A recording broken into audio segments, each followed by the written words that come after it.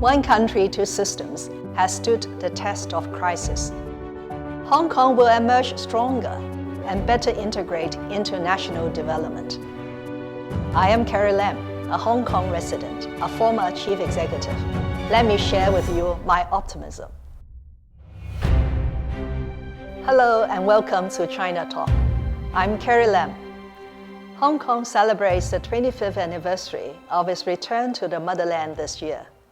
In the past 25 years, the Communist Party of China, CPC, held a total of 5 national congresses. In my opinion, no party national congress is more relevant and important to the future development of Hong Kong than the 20th Congress. As our motherland embarks on a new journey to build China into a great modern socialist country in all respects, Hong Kong, a special administrative region of the People's Republic of China, will benefit from unparalleled opportunities under the firm guidance of the one country, two systems policy.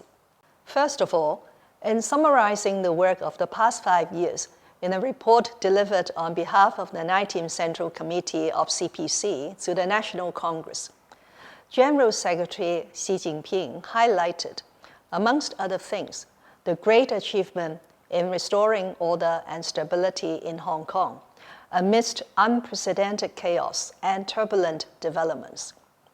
The law on safeguarding national security in the Hong Kong Special Administrative Region was enacted and put into effect in June 2020, followed by improvements to the electoral system in 2021, which ensure that Hong Kong is administered by patriots. These decisive and integrated moves have effectively addressed the problems which have been accumulated for years in Hong Kong since its reunification, as highlighted also in Xi's report, that the institutions and mechanisms for fully and accurately implementing the one country, two systems policy were not well developed, and as a result, this could pose grave challenges to China's national security. The year-long riots besieging Hong Kong, instigated by anti-China forces inside and outside Hong Kong, and threatening people's safety, are a reflection of the gravity of such risks.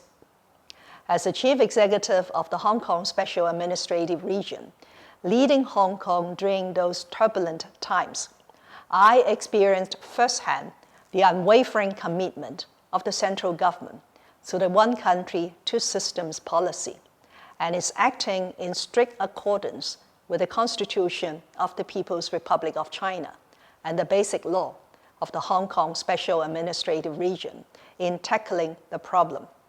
I had the opportunity of appreciating CPC's strong sense of self-confidence in the institutional strengths of China's governance and the strategic perspective over issues concerning Hong Kong adopted by the central authorities.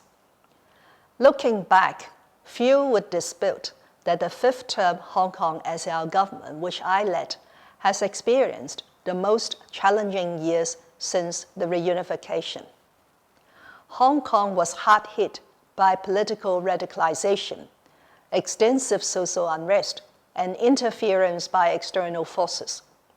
The executive-led government was malfunctioning, and even national security was at risk. As the chief executive shouldering due accountability to the Hong Kong SAR and the central government, I felt deeply of my heavy responsibility amidst huge pressure. The driving force backing me up in overcoming those challenges came from the earnest words of the central government that it would always provide staunch support to Hong Kong. In the process, I was inspired that we must uphold one country, two systems as our fundamental guide, steadfastly resist populist demands, adopt a fighting spirit to tackle tough problems, and continuously look for self-improvement to ensure lasting success. One country, two systems is a pioneering concept that has no precedent to follow. Its application entails an evolving process, especially when the world is changing fast. It is therefore imperative for us to improve the systems for implementing the policy, as stated upfront in the relevant section of the 20th National Congress report. But what must remain at the core of such improvements is the central government's overall jurisdiction over Hong Kong. This is because Hong Kong is China's Hong Kong. It is a special administrative region authorized by the National People's Congress to exercise a high degree of autonomy to fulfill the concept's original intent of upholding national unity and territorial integrity and maintaining the prosperity and stability of Hong Kong. That is why, in concluding my last annual policy address delivered in October 2021, I remarked that Hong Kong is back on the right track of one country, two systems, is much stronger than ever, and is much better positioned to integrate into the overall development of the country. The 20th National Congress report has provided Hong Kong with unshaken confidence, clear directions, and abundant opportunities.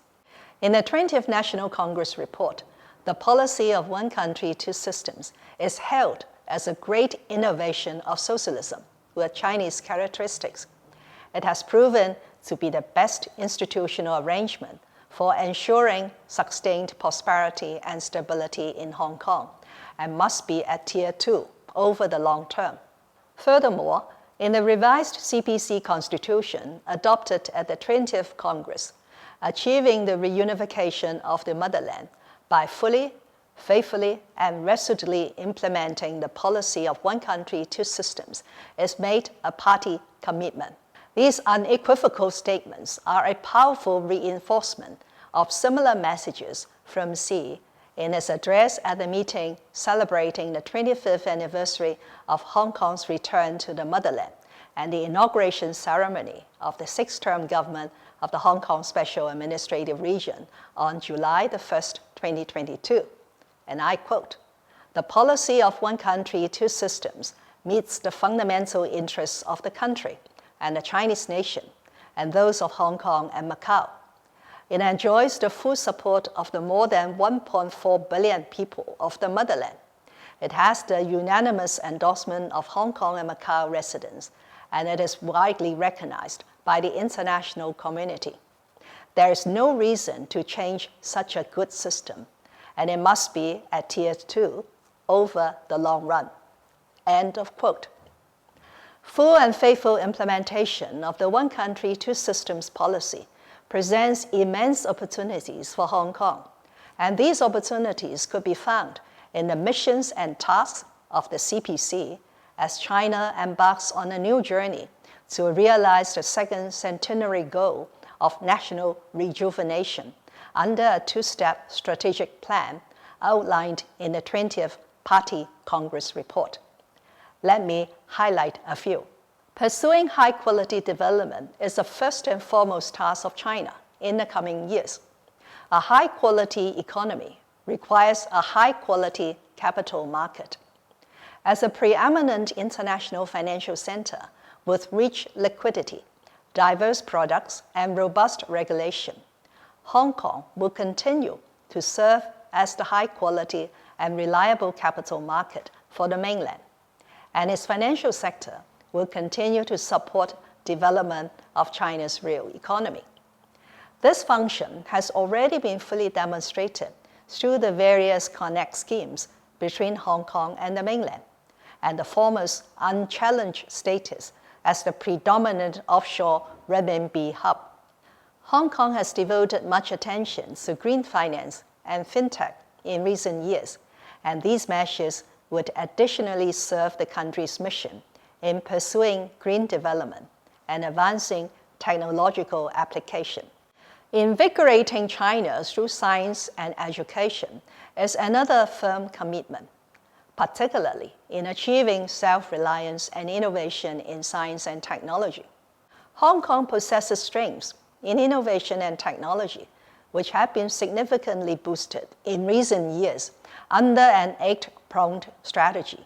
to build infrastructure, enhance basic research, foster international cooperation, attract overseas talents, etc.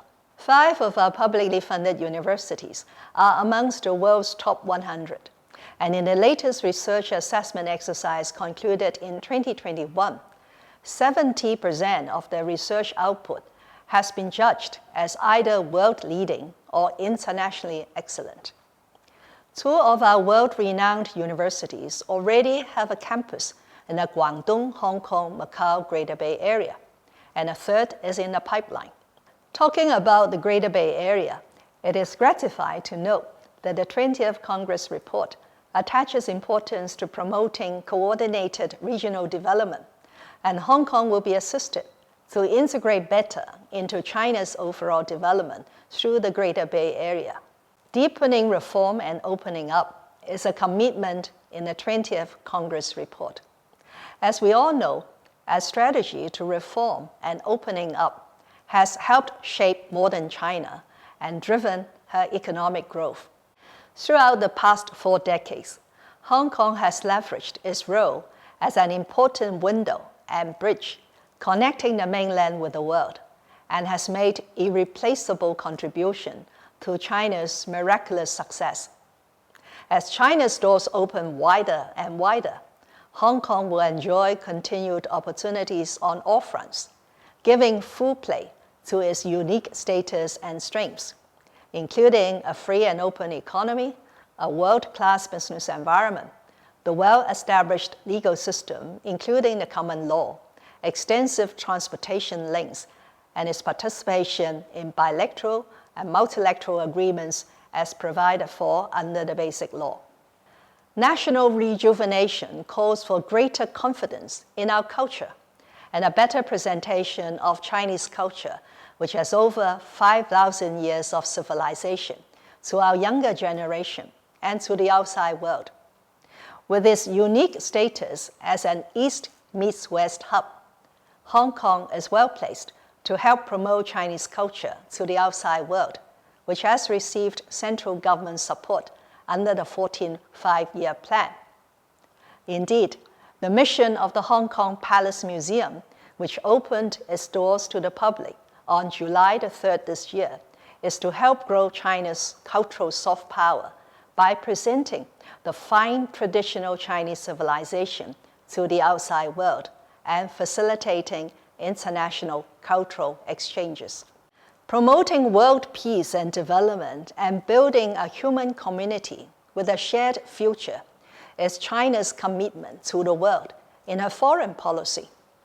As opposed to hegemonic and hypocritical acts of some foreign governments, our country has made admirable efforts to build a global network of partnerships and advocated and practiced true multilateralism since the 18th National Congress.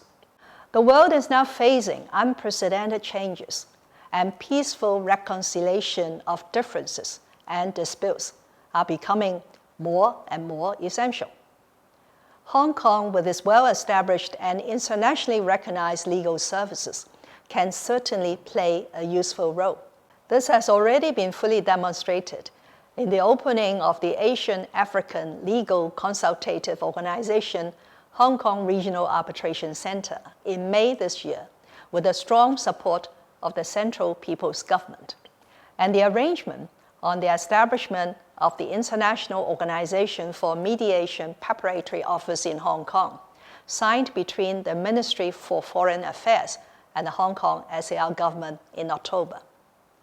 These 2 landmark developments show the tremendous support of our motherland in strengthening Hong Kong's unique status under one country, 2 systems, and a recognition of its contribution to the country's mission in playing an active part in the development of the global governance system that will benefit the human community.